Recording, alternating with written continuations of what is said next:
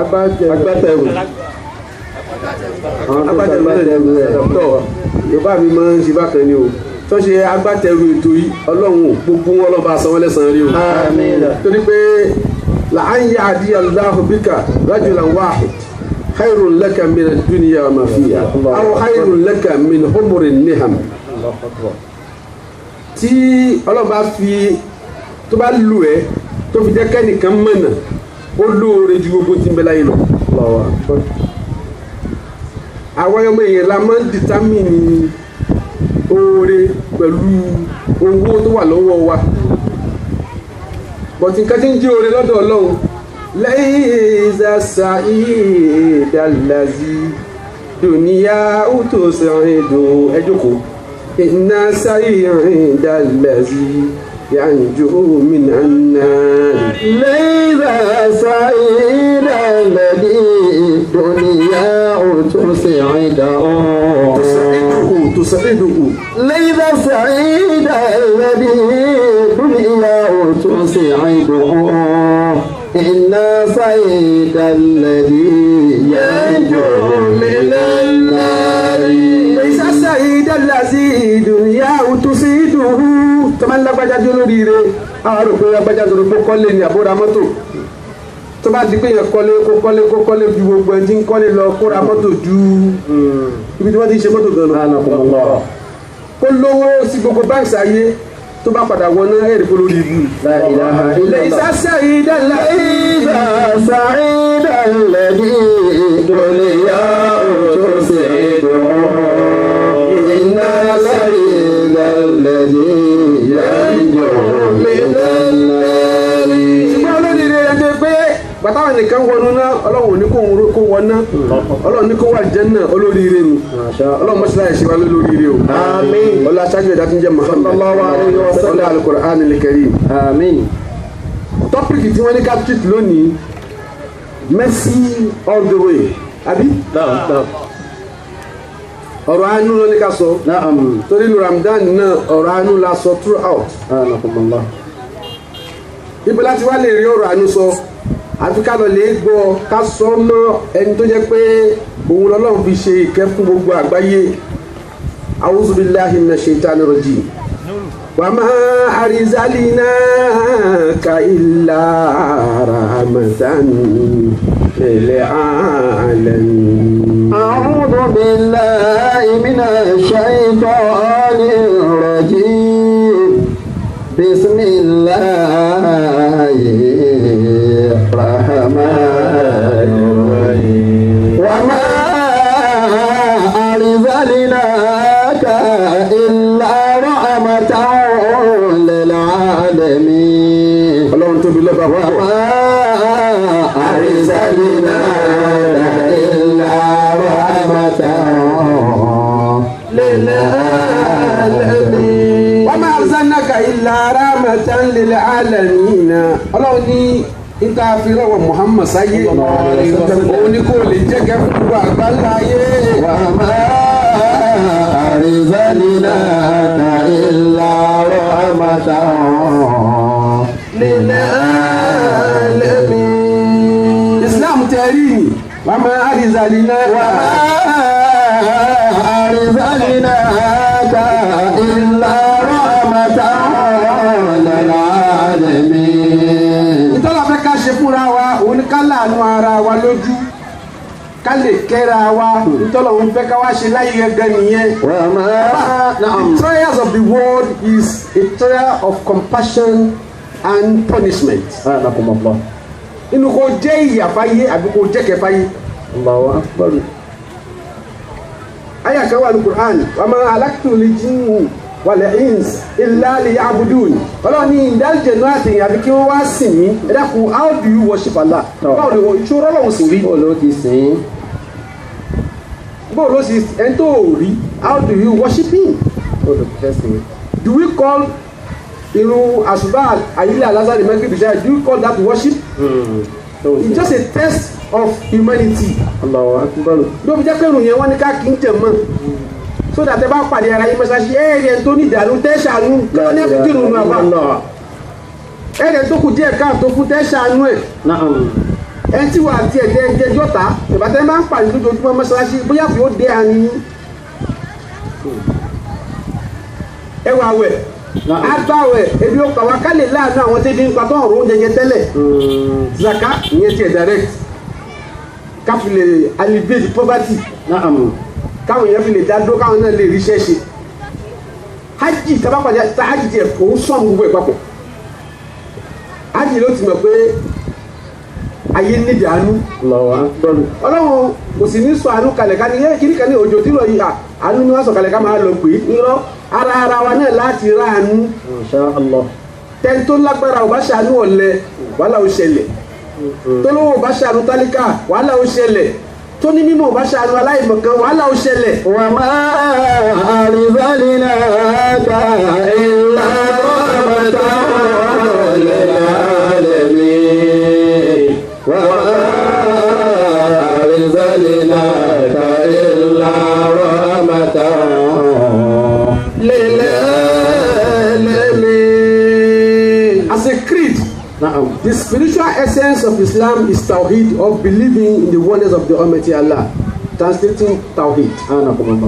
And in practice, the creed is believing in the oneness of the Almighty Allah. But in practice, it means good manners, uprightness, and compassion. That is Islam. Islam will need to mọ̀ láti ọkàn ní kíkà pàpọ̀ lọ́wọ́ ń jẹ́ yọ̀kan. Ìjẹ́ lọ́wọ́ ń jẹ́ yọ̀kan yẹn ní ṣíṣe wá jẹ́ pé àfikà ní àánú ara wa. Tó tá bá gbàpọ̀ lọ́wọ́ ẹyọ̀kan ló dá wa, a gbọ́dọ̀ ríra wa ní àṣẹ yọ̀kan. Bama arsalnaka arsalnaka illa rahmatan lil alamin.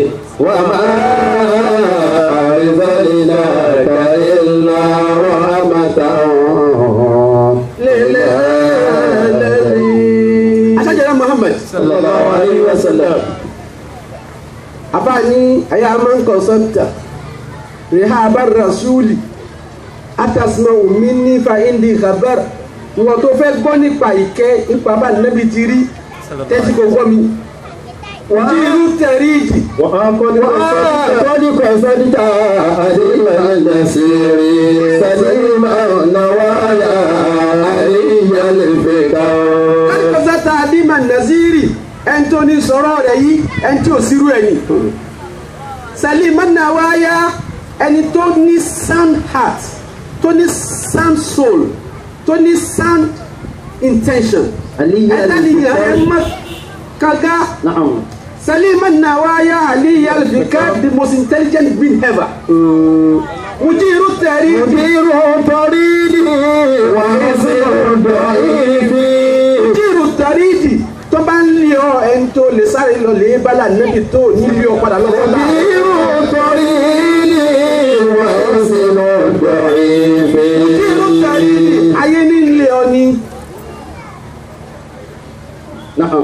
ọ̀tá tó le jù. Allah. Tó sọ fún alẹ́ ní ọ̀dà yìí ọ̀tá wo ló le jù. Ayul aada azam ọ̀tá wo ló le jù ló ga jù. Èwo ló dé nínú àwọn ọ̀tá? Anybody?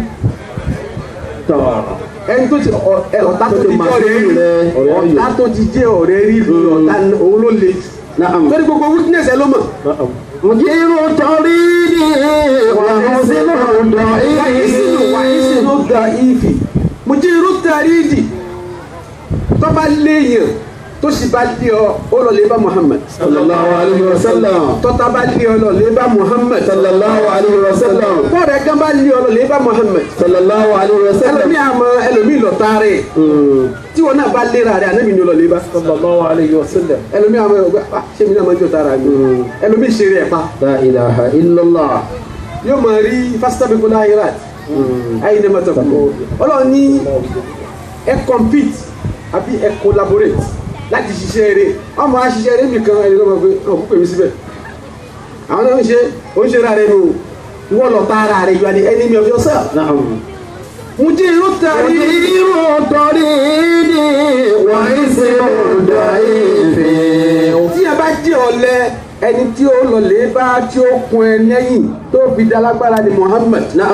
Wàkàtà ń sọ èyí máa fò dáadáa. Kásìlì mọ̀ yìí anabi ní treasury fún alimu yìí ẹni tó pọ̀ ẹni tí fòkàtà rẹ̀ pọ̀ jù anabi ní kanzu olùmọ̀ kanzu olùmọ̀ yìí ìzá maftakar njọ́ tó sì bá bẹ lọ́lẹ̀ bá ní Muhammad he is going to prescribe for you the way to richness to riches àbí yóò tó ẹ sọ́nà tó fi dolówó yóò tó ẹ sọ́nà tó fi di pé o borí ọ̀tá rẹ o borí wàhálà táyì sábà ń ṣe lọ́lẹ̀ bá Muhammad sallallahu alaihi wasallam Ànábì ló kọ́ wa òun ló kọ́kọ́ sọ pé má mú mi lórí ìdúró ó ṣe é mọ̀ ni òyìnbó ṣe é mọ̀ ni Ànábì ló kọ́kọ́ wa Ànábì ló ní ká mú mi aláríkì kó tó fọnú Ànábì ní kó mú mi ó tó wá ní ẹ máa wú Muhammad sallallahu alaihi wasallam when people when we ti bá rí yẹn tó bá tó tí tó wá pé kò sọ̀rọ̀ Ànábì tó mọ̀ pé Ọlọ́run ò fẹ́ ni ẹ̀ tọ́lọ́run ò fẹ́ nìyẹn tí n bá dẹ̀ sọ̀rọ̀ kan àgbẹ̀kan ní kí ló dé ó ṣe wá pàdé mi tó bá yẹn kò mọ tí mo mọ̀ tó bá mọ tí mo mọ̀ kí ni kan bú sẹ́yìn ní pé kí ni kan làwọn asáfùtà lámútálómi kí ni kan làwọn adájíkà áníyàlá àṣírí mọ́ sátẹ̀rẹ̀ ayéléwúṣà àti wà ládàá èdè mọ́ ní àṣìní kí ló wà ṣáájú ẹ̀. أنتك آلي لا سر بمصيرتي أنتك آلي لا سر بمصيرتي على المشاهد يا الله في الأول وزري معذرة مني إليك ولو أنصفت لمدري مني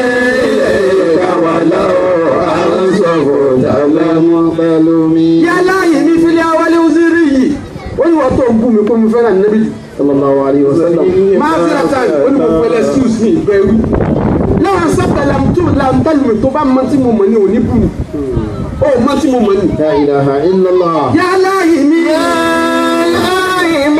fílẹ̀ awálé òzìrí máa ṣe àtà minni ilayka walau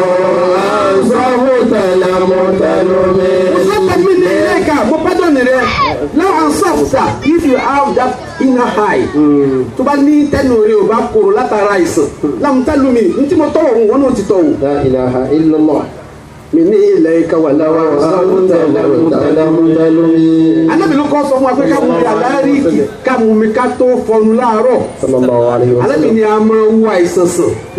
Ànábì ní ẹmu 3 sips ẹmu mẹ́ta kẹ́mẹ́ta ṣẹ́yìn nítorí pé ní ìgbà yẹn níta lè yàwó sábẹ́ ní gẹ́ gẹ́gẹ́ náà mi sọ pé 3 cups of water ìtumọ̀ sọ fún mi pé 3 cups of water early in the morning. masha Allah kò lọ ní ìwé kankan. Allahu akbar وإما سئلت فلينفي الكلام وقل ما سمعت هنا واتقوا. Ànábì ló kọ́ wa. sallallahu alaihi wasallam. Ànábì ló kọ́ wa ntọ́rẹ́ ọ̀tá wa fi lè dọ̀rẹ́ wa ntọ́rẹ́ tọ́ta fi lè dọ̀rẹ́ ó ní máa ṣe dáadáa sí. Pàtó làmá sábàdà lè sáàlẹ̀ ìsáàlẹ̀. Ó ní kò ní pẹ́ ọmọ èèyàn wọ́n padà máa sin ẹni tó ṣe dáadáa sí wọn ni. Wọ́n kọ̀ kọ́ntínì máa ṣe dáadáa lọ. Àbá filẹ̀. Kò sí táìmù, òjò náà ló sí òbẹ̀ rọ̀. Kátàlé sọ jábẹ́ sọ. Ìkẹ́lẹ̀ Ànábì. sallallahu alaihi wasallam. Mercy all the way. Adékẹ́lẹ́ Ànábì ní jẹ́bẹ̀. sallallahu alaihi wasallam. Ànábì jẹ́ ìkẹ́ débi pé ó jẹ́ ìkẹ́ fún ẹ koríko. Wọ́n ẹ̀ gégi inú ogbó láì ní reason. Kí ló gé fún? Ànábì ni ó dá lóró ni. Nkẹ́ yọ kọ́tọ́lọ́ fi ní oge ni pé tó ẹ̀ kó fẹ́ lò for the benefit of humanity. Tí ìbá ti kó fẹ́ lò fún benefit humanity, ó ní láti gé. Ànábì ló kọ́kọ́ sọ̀rọ̀ nípa green life. Pé tí nǹkan bá green, it brings about sound health and tranquility in the environment. Ànábì ló kọ́ sọ. Ní Ànábì máa ń pè àdéhùn ní Jannatu Adra, the green paradise. the green paradise. anabi ló kọ́ wa Sallallahu alayhi wa sallam. anabi ló kọ́ wa bá ti sùn mo challenge àwọn physician wọ́n kọ sí orí trend ẹ lè pe àwọn Yahudi ni Na'am. but there's going to be a good challenge because ẹ tó sọ tiẹ̀ fún wa òun mú reason tiẹ̀ wá àwọn náà mú reason tiẹ̀ wá wọ́n reason wọn wà tenable ìbá gbèsè gbé ara wọn ẹ kàn lè gbé wọn parọ́ ni wọ́n ní tí yẹn bá fẹ́ sùn wọ́n ní kó fi ẹ̀gbẹ́ òsì sùn Na'am. wọ́n ní kó fi ẹ̀gbẹ́ òsì sùn ọ̀tà náà bí ní ta bá fẹ́ sùn ẹ̀gbẹ́ ọ̀tún ni ká fi sùn wọ́n béèrè lọ́wọ́ Muhammad Sallallahu alayhi wa ẹ̀ka àti sallam. ẹ̀gbẹ́ ọ̀tún sùn ó ní torí pẹ́gbẹ́ òsì ní ọkàn wà ká má gbẹ́rù lórí heart ká jẹ́ kó òun wà lókè kó láfíà lè bá ẹ̀kọ́ òsì sómi rẹ́sìn Sallallahu alayhi wa sallam. tí wọ́n ní ká gbélé lórí ni o. Ẹgbẹ́rún lé lórí. Sallallahu alayhi ya Muhammad. Ànábì ló kọ́ wa Sallallahu alayhi wa sallam. Ànábì sallallahu alaihi wasallam Sallallahu alayhi wa sallam. wọ́n ní kẹ́lẹ́ mọ̀ bá Ànábì láàánú púpọ̀ Sallallahu alayhi wa sallam. ọlọ́kùnrin kan wọn mọ́ṣáláṣí rẹ̀ ó bá lọ́ọ̀kì aṣọ ọmọ lọ́rùn wọ́n ló lọ́ọ̀kì aṣọ ọmọ lọ́rùn débi pé ó fún lọ́rùn débi pé Ànábì sì funfun Na'am. ibẹ̀ yẹn wá pọ́n ó dára ẹ̀jẹ̀ Na'am. àwọn sábẹ́ ti bínú Ànábì ní ẹ̀fílẹ̀ kí ló fẹ́ ó ní inú owó Ọlọ́run ti bẹ lọ́wọ́ rẹ̀ kó fún mi Tọ́. Ànábì bá fún lówó ó ní ṣe tó wá fẹ́ fún mi lélẹ̀ Ànábì sì kò tó ẹni ó ní kò tó owó wà lóní ni lẹ́nu rẹ̀ bá Na'am. Sallallahu alayhi Ànábì wa wa sallam. mú wọ treasury kí ẹ mú wọ lọ kí ẹ mú yẹn wọ lọ vault kí ẹ mú lọ vault Ànábì yà mọ̀ kó ó wà kó sápò àpò ṣòkòtò méjì àpò bùbá kó sínú agbádá àpò gbádá àpò gbádá sàyídì wa mi ó tún kó sínú fìlà agbádá rẹ̀ ó tún wá kó sí ẹ̀ báyìí ó kó wá lè dúró mọ́ ẹ̀ ẹ̀ kó bẹ́ẹ̀ yín lọ pámánẹ́tì rò kú nu òun náà wá rò kú báyìí tí wọ́n á lọ wọ́n á ní tọ́tì lọ ó lẹ́ẹ̀kan sọ pé èèyàn bú ni mí tó o bá lọ lè tún sọ pé èèyàn dáadáa ni mí àwọn sábẹ́ mi wọ́n ní ẹ sínú wọn kàn pàdé rẹ̀ náà wọ́n pa ọ́ La ilaha wọ́n sọ̀rọ̀ ń sìn báyìí fún wọn ó ní onílẹ̀ kan tí mo wọlé ìwọ mo hétí ó ní pọ̀lú pé sí ń jáde lọ yìí ẹ̀yin lẹ́dá jù lẹ́dá. La ilaha illallah. ó wá pọ̀ tàtàn alágbèbá ni pé ǹjẹ́ ẹ mọ̀ the similitude àbí the comparison between me and that man ǹjẹ́ ẹ mọ̀ tó pè mí àtọkùnrin yẹn kọ̀ wọ́n ní bẹ́ẹ̀ kọ̀ wọ́n làwọn ò mọ̀ alábi ní ọkùnrin yẹn dàbí àgùntàn Na'am. èmi wá dàbẹ̀ tí ń dẹ àgùntàn jẹ tí n bá wò pé àgùntàn kan lọ bẹ́ẹ̀ níbi àkínfilẹ̀ yóò sọnù ní o Allahu akbar. àbí kí n máa dá a padà pẹ̀lú kẹ́ mẹ́sì ọ̀dìwé máa rí jáde wá ká. أرسلناك إلا رحمة للعالمين وما أرسلناك إلا رحمة للعالمين ما أرسلناك إلا رحمة للعالمين وما أرسلناك إلا رحمة أدفع عطبا ما يهي وجهه وما أرسلناك إلا رحمة للعالمين وما أرسلناك إلا رحمة للعالمين وما أرسلناك ẹ jẹ́ ká àtúnwí àwọn ilé mẹ́ta bá ṣe wí ni pé ẹ jẹ́ ká pass ẹ jẹ́ kí ká pàṣẹ ìgbẹ́ pé akọjú sànẹ́bì ẹ jẹ́ àwí fún ẹ kí ìta àwọn tẹ́lẹ̀ àwọn ìfúnra wa ni ẹ jẹ́ ká wá wí fún pé wà máa àrísálí ní وما أرسلناك إلا رحمة للعالمين وما أرسلناك إلا رحمة للعالمين every moment gbogbo ẹgbẹ́ jẹ́ mùmí ló gbọdọ̀ mọ́ra nẹ́bí ما شاء الله ma ansarahu iyana aw ma'nawiyan nínú kò rí directly àbí kò mọ rí ní túmọ̀ èyí tá a rí ní sinmi ti túmọ̀ wàmà àrísàlínákà إلا رحمة للعالمين وما أرسلناك إلا رحمة للعالمين nígbà sọ fún ni pé ìwọ lọ́lọ́run rán ní kẹ́sí gbogbo àgbáyé wàmà àrísàlínákà إلا رحمة للعالمين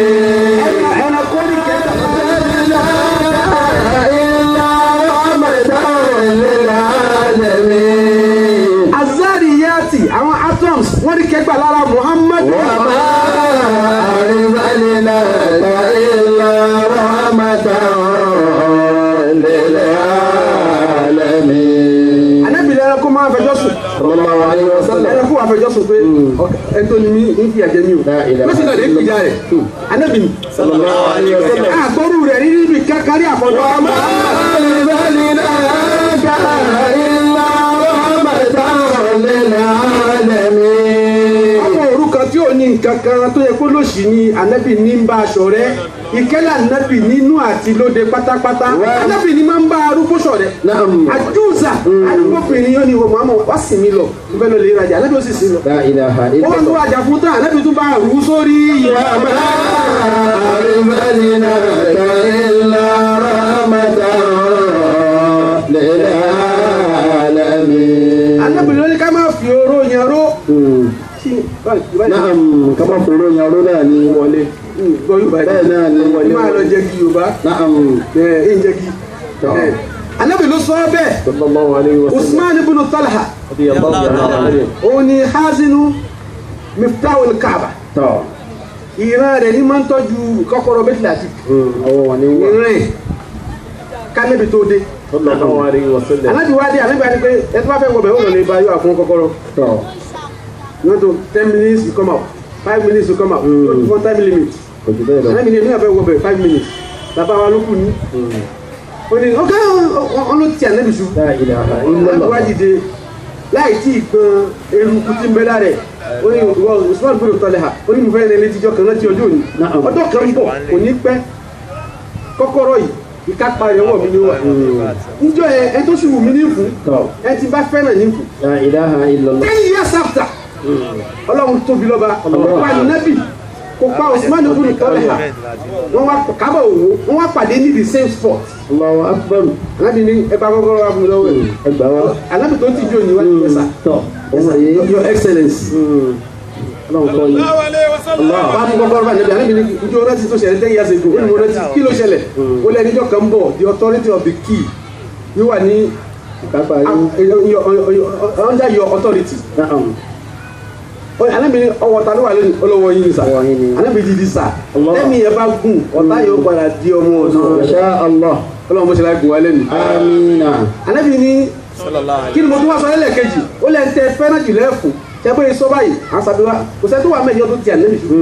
Nǹkan àṣàbí á gbọ́ nǹkan àlùkù bá ń bá Ànábì ẹni tí wọ́n bá gbàgé abémi ni أبيمني. ẹni tí wọ́n bá gbẹ́tẹ̀ abémi ni ẹni tí wọ́n bá káṣọ abémi ni kódà àwọn ìyàwó náà yọjú لا إله àwọn ọmọ إلا yọjú الله. àwọn ọ̀rẹ́ rẹ̀ yọjú Abémi wọ́n gbé fún. abémi wọ́n gbé fún Ànábì bàtà náà tí ó da padà ẹni tó gbà lọ́wọ́ ẹ̀ náà ló tún da padà. لا إله إلا الله. On the day of his victory, the most tremendous victory in the world. Njọ́ yẹn gẹ́gẹ́. Ẹ̀ta náà mi fẹ́ràn jù njọ́ yẹn gẹ́gẹ́. Ọ̀tá rẹ̀ ló fẹ́ràn jù. صلى الله عليه Kò sí وسلم. ìwà أرسلناك إلا رحمة للعالمين. وما أرسلناك إلا رحمة للعالمين. ẹlẹ́kùnrin ọlọ́run Ramadan ẹ̀rí pé oṣù kẹ́yìn. نعم. Ramadan àtàlẹ́bí jọra wọn. صلى الله عليه The وسلم. prophet of mercy, the month of mercy. نعم. Mo ní one of the most distinguished manifestation of compassion in this world is in fact. Máa ń lágbájá láàánú lágbájá máa ń ṣe dáadáa inú ta gbọdọ̀ ta máa ń rí láàrẹ̀ tá lágbájá máa ń ṣe dáadáa ni pé a máa náwó أنكم الله. giving in charity for the sake of Allah a máa fáwọn yẹn ní nǹkan torí tọ́lọ́hún طب. ẹ dákun a ṣe ọ̀pọ̀lọpọ̀ alóṣèlú ní Ramadan ẹ jẹ́ ká continue káfíńjà ní Muhammad صلى الله عليه وسلم. àbá àti ròyìn bá níbi ṣe máa ń ná nǹkan ó ní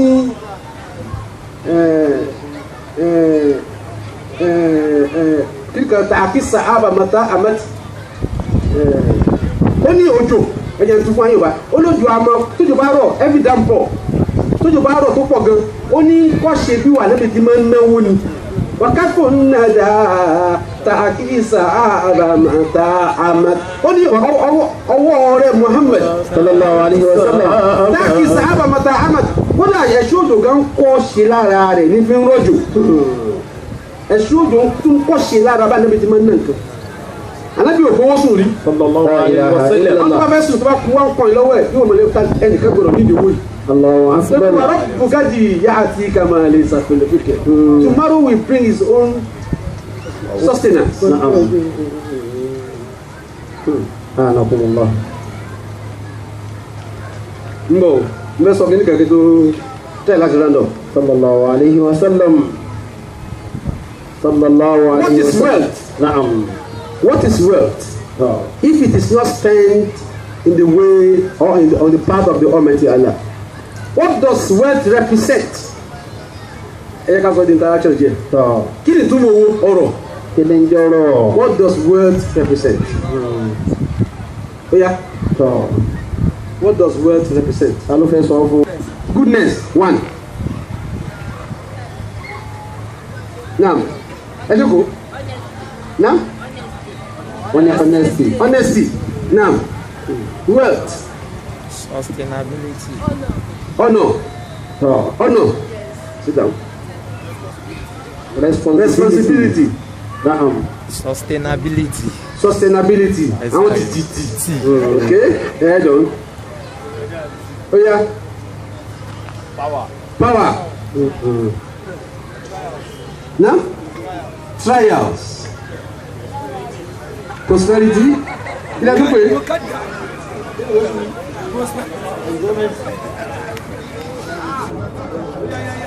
Now, compassion. Wealth. Another one. Ẹnì kan ti gbà o. Wọ́n ti mú báwo bóyá lómi o tún sọ in another term. Now, charity. Charity bus stop. Anakumullah. Ẹnì kan náà wọ́n bẹ̀rẹ̀. Kí ló pè é? Believe. Believe. Sit down. Contentedness.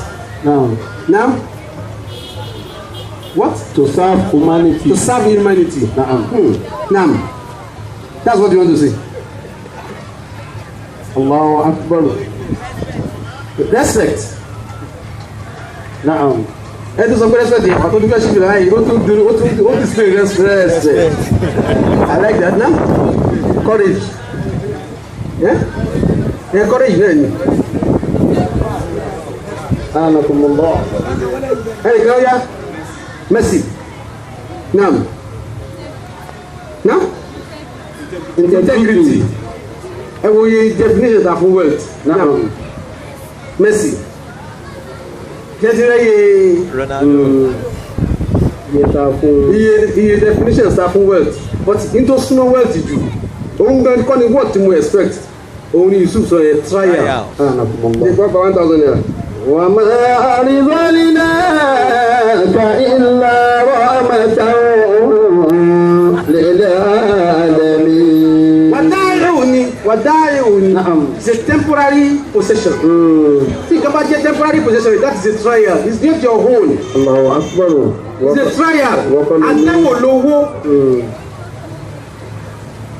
Ìsìlókì máa sàádìkà hùm. Tòjẹ́rẹ́ kí máa dàríkà Wàlíkì àtọ́ka wà ń tajà ní bọ́lẹ́wàdé. Ẹnìkan tí ń jẹ́ wealth tí ń jẹ́ ọrọ̀ wọn lágbájá ọlọ́rọ̀ ni is a wealthy man. Malimalu wala aluna illa wadi atun àbí wàdáyé òun. وما المال والآلون إلا ودائع إلا وديعة ولا بد من يوم ترد الودائع. Malimalu wala aluna illa wadi atun owó àtọmọ your money your wealth and your family illa wadi وديعة just in your position temporarily. لا إله إلا الله. Ayé ẹni you are not the owner. ولا بد من يوم ترد الودائع. Kò sọ́gbọ́n rẹ̀ you have to return the position to the real owner. لا إله إلا Say الله. returning it to the real owner òun ni pé kò fi ṣàánú yẹn. Ó ti dá padà sí ibi Ẹ tí wọ́n lò. tó bá sì dì í mú o mọ reality ẹ̀.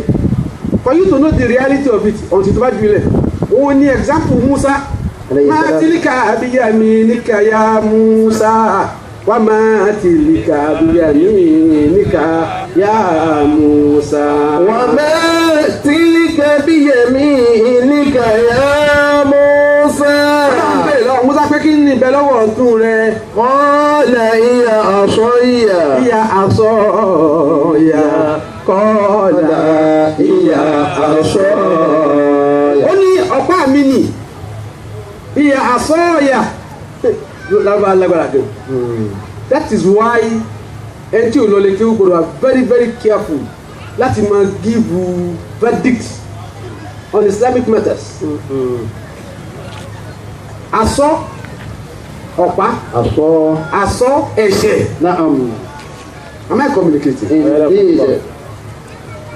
Ọlọ́pàá mi ni ọ̀pá mi ni ọ̀pá mi ni ṣe pé òun rí as pé ó wà advantageous for him ní pé kí ni ó help mi kódà ó fọlọ́ ní analysis. Atawakkalu alayha wa ushbiha ala ganami, that is property, that is wealth. Atawakkalu alayha, that is my abode. It is source of help. Má rọ̀gbọ̀ kúnlẹ̀ lórí, má fẹ́ relax. Wa ushbiha ala ganami, òun ni manager mi lórí àwọn ẹranko mi. I use it as the control over my ships. Ma fi ń ta àwọn àgùntàn mi jẹ. Wọ́n ní àbí àmà àríwó òkúra orí mo tí wọ́n fi dáwọn àrà tó pọ̀ wẹ́ẹ̀tì náà kò ká tí wẹ́ẹ̀tì wọ́n ṣe ni Ọlọ́run ní ìkí àyà Musa wọ́n Musa jùlẹ̀ tẹ́tí Musa ṣe jùlẹ̀ báyìí fáìsà ìyá àjẹ́ tó ń tẹ̀sà á. Allahu Akbar. Ọ̀pá yẹn kàn kó lẹ́jọ́ ni ó kàn kó ní ọ̀pá ó kàn lẹ́jọ́ gbogbo wẹ́ẹ̀tì ta kó sọ́wọ́ nù ejò ni ìjọ pàmò nù tó bá jù tẹ́tí tó bá jùlẹ̀ yóò tó mọ̀ túmẹ̀ nítorí musapo if I have like $5,000 in my pocket now ṣe kí bí wà tranquil adake ẹ bá jùlẹ̀ music wàhálà òjò promotion ṣẹlẹ̀ ejò ní wàhálà òṣẹlẹ̀ sí a sì tó ní ìrànmọ́. La ilaha illallah. Tilka bi yaminika ya Musa. Qala hiya asaya. Atawakkau alayha wa ushu biha ala ganami wa liya fiha ma'arib ukhra. Sallallahu alayhi wa sallam. Anfik àlè tó bá náwó Ọlọ́run tó lówó ná fún wọn náà. Àwọn Yorùbá wá ní náwó náwó kì í ṣàpá àlùbáríkà ló wá. Náwó náwó máa tó ná náwó náwó máa tó ná náwó náwó kì í ṣàpá àlùbáríkà ló wá.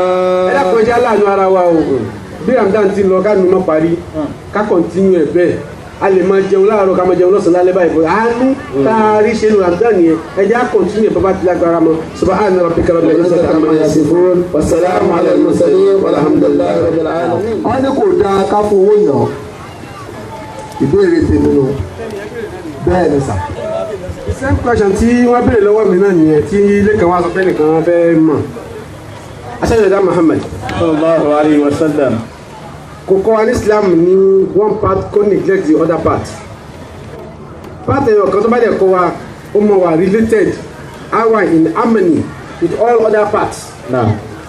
Kò ní wá kọ́ àrí kan kí yẹn wá yàtọ̀ sí gbogbo other parts. Especially àwọn kan tó pé wọ́n wà synonymous pẹ̀lú ara wọn. Zaka gẹ́gẹ́ fún rẹ̀ zakata yẹn tí èṣe zakata ìfitiri zakato owó ẹ̀ tó lówó tán ní kò yan 2.5% ní inú èrè ọwọ́ rẹ̀ over a year. Zaka yẹn lójú àlẹ́bà Muhammad sallallahu alayhi wa sallam. lójú àlẹ́bà Muhammad sallallahu alayhi wa sallam. kò sẹ́ tó yẹn pẹ̀lú owó ẹ sọ pé mo sọ bẹ́ẹ̀ tó bá lọ́ bá yẹn pẹ̀lú owó kó sọ owó tí wọ́n ná kò sí legal tender time yẹn.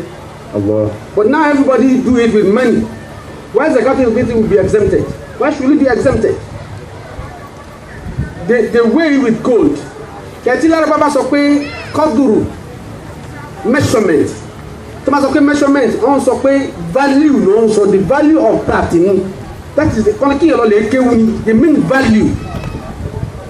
How does it make sense now kí fún yẹn ní jéró kí ló yẹ fi jéró ṣe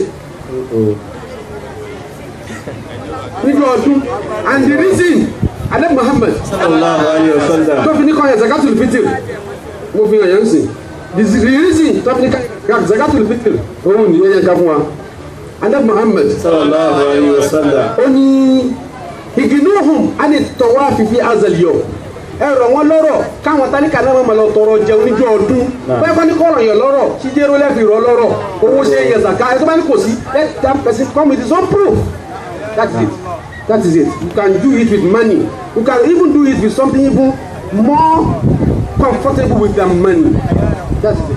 Now, kódà o lè raṣọ fún yàn aṣọ lóní ìdíjọ ọdún raṣọ fún zakatul fitr yìí. ẹ̀kọ́ náà tóbi ẹni bá aṣọ ìṣídìí tí mo wọ̀ yìí ẹni tó bá láṣọ ọdún lẹ́sìn lè gbé wá o.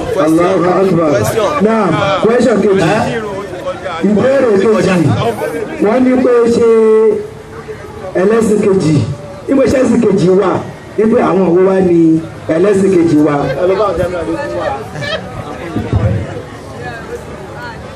Ọlọ́run recognize Islam. Al-yawma akmaltu lakum dinakum wa atmamtu alaykum ni'mati wa raditu lakum al-islam dinan. Ọlọ́run ni mo fún yín Islam lónìí mo yọ́nú sí. Ọlọ́run ló wá sọ pé lakum dinukum waliya din. Ẹ̀sìn tí ó mi pẹ́sìn ní wa ẹ̀sìn ní wa.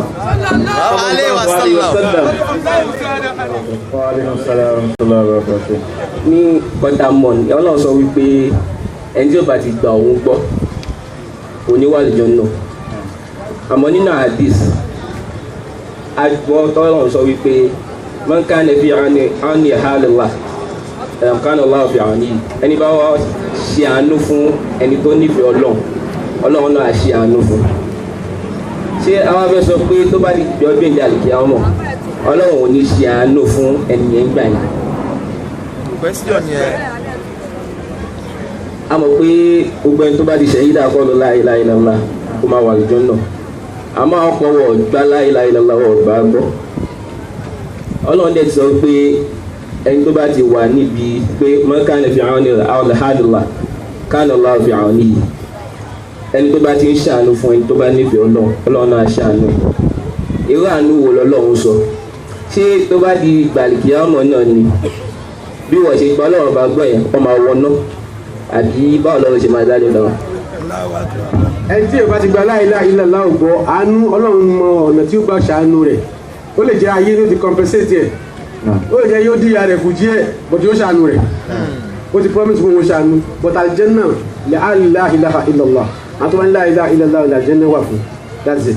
wọ́n wá béèrè question kan zakat to non-muslim zakat to non-muslim yẹn lè yẹ zakat bẹ́ẹ̀ tí ì ṣe mùsùlùmí wal mu'allafati qulubuhum àwọn tẹ́ fẹ́ kí wọ́n fall in love pẹ̀lú Islam ẹ fún wọn ní zakat ó lè jẹ́ owó ló jẹ́ kẹ́lómi fẹ́ kú tẹ́lẹ̀ ẹ fún zakat so you can give zakat to non-muslim ẹ dákun no but the first priority ni mùsùlùmí so secondary nínú àwọn tó kà wọ́n ka wal mu'allafati qulubuhum if there is a house you are the only Muslim there wọ́n bẹ́ẹ̀ àyàn zaka nínú mọ́ṣáláṣí yín àwọn olórọ́pọ̀ wa sọ fún wọn mú yín pé kọ́ fáwọn kírísítẹ́nì ibẹ̀ ní owó so that wọ́n lè láàánú rẹ lójú those are the reasons àwọn reasons yẹn pọ̀ rẹpẹtẹ báyẹn then gbàtí mo sọ lẹ́ẹ̀kan pé there is no legal tender àmọ́ pé dinar jarahim wọ́n na nílẹ̀ lágbáwá láyé àwọn ànábì ẹgẹ́tẹ̀ the kọ́dírù rẹ ni the value of it they base it on the value of gold. They based it on the value of gold. Lọ́sọ̀mọ́ni kìíní kan jẹ́ legal tender. Ó bí government ló produce owó yẹn. There is no production of any dinar from any government in Islamic era. Legal tender. They call trade those days are trade by barter. So you trade by barter by valuing what I want to exchange with what you are going to give me. ẹ já fi lélẹ̀ ọ̀rọ̀ ẹni tó mo kàn ní ìdẹ́jú wàá kálẹ̀ ìtúlẹ̀ ni ẹnìkan ní commercialization was reason why weekly asalatu Lailatul Qadri and Fidao cannot be raised in Yoruba land true or false that is a false it's false asalatu wọ́n ní wọ́n fi ń pa owó Lailatul Qadri àti Fidao no. Do you know what they call commerce? Any here for the local go to study what they call commerce. What they call commerce, you pay. I have something to sell. You have something to buy. The real seller of àánú fún òkú, the real seller of fún dáadáa fásálátù ọlọ́run gẹ́gẹ́ ni. Allahu Akbar. Ẹgẹ́tẹ̀, that's it. Tí ọlọ́run wa sọ́mọ́lẹ̀ Muhammad Sallallahu alayhi wa ó ní sallam. wa kúsìmínà muwalihim sadaka wasalli tutahiruhum wasalli alayhi. Ó ní kànáà bí gbòòrò wa owó yẹn ni ó purify wa ó sì wọ́n ní kó ṣàdúrà fún wa exactly pé àfàdúrà fún yẹn náà ni. Am I communicating? Gbogbo lọ́wọ́ wọn ìbá kò sọ pé kọ́ ní kọ́kọ́ ló múnú ẹni take from it charge them. Ó ní tutahiruhum ìyẹn ni ó purify wọn wasalli alayhi apàtẹ ló tó máa fún tuzakihim ìyẹn ni ó fọ ọmọ wasalli alayhi ó wá ṣàdúrà fún wọn inna salatuka sakanun lahum your prayer on them is tranquility and serenity. Sallallahu alayhi wa sallam. Àdúrà rẹ̀ yóò fún wọn lọ́kànbalẹ̀ náà fi láti jẹ́ náà wọ̀. Sallallahu alayhi wa sallam. Ọkàn nìyẹn. In fact, you must not even consult your alpha without giving him adiya. Inshallah. Ìzá sanajitum rasul fatukaddimu bayna al-rajuli wa sadaka. Tó bá fẹ́ bá nàbí sọ̀rọ̀ wọ́n ní kọ́ mú owó kalẹ̀ kó tó bá sọ̀rọ̀ ni. What are you saying? Sallallahu alayhi wa sallam. I have something that you conjure nípa iṣẹ́ àfà kí ni jẹ́ iṣẹ́ àfà ẹni wọ́n ní kò sí iṣẹ́ àfà. That is why there is no peace. The most kí ni kọ́mánì kan wọ́n kí ni jẹ́ bẹ̀rẹ̀ òyìnbó. The most scarce commodity in the world today is hope. The only people that give you hope are the imams and the pastors. Government will fún yẹn ní hope. Àfà ló mọ bí wọ́n sọ fún ẹ pé ní sùúrù yóò dáa kí wọ́n á fi wé láyé kínní orí báyìí láyé kínní orí báyìí. Wọ́n jẹ́ kó máa sọ fún wọn lọ́tọ̀ ni. I'm targeting someone with that. Ẹnìkan mo target fún. Ẹgẹ́tẹ̀ ẹni àti ẹ̀mí sara wa throughout tó fi kó ní tenor commissioner of home affairs. Á pàdé ní ọkàmì àti ẹ̀ ní ìwà sọ pé ṣé àbá wà. Mo ti control 10 points mo nílé lórí 10 points. Wọ́n sọ sàrà tún wọ́n ṣe fìdá àfọ́kù ó ṣe sàrà àfọ́kù ẹ̀yìn náà láti ò jẹun lé ẹ̀. Wọ́n sọ sàrà tún tó máa sọ sàrà tún tó dáwó. Kódà kó jẹ́ pé ẹni tó ní sàrà tún ní ọ fún lówó yẹn ẹgẹ́sẹ̀ òun ló dálẹ̀ ní dálẹ̀ tó dálẹ̀ yẹn ó ní ìdíkọ́ compensate yẹn tó dáhùn náà àwọn náà gbalada òun kọ́ ló tálẹ̀ ló gbalada jù sẹ́ni tó ní ẹjọ́ yẹn wá gbalada lọ́dọ̀ Ọlọ́run àbẹ̀tẹ́yìn fún lówó owó lẹ́yìn fún ládàá tọ̀dọ̀ Ọlọ́run ló ń jẹ́ kẹ́yìn rí náà. You may be fixing his world. He is fixing your akhirah. Subhana rabbika.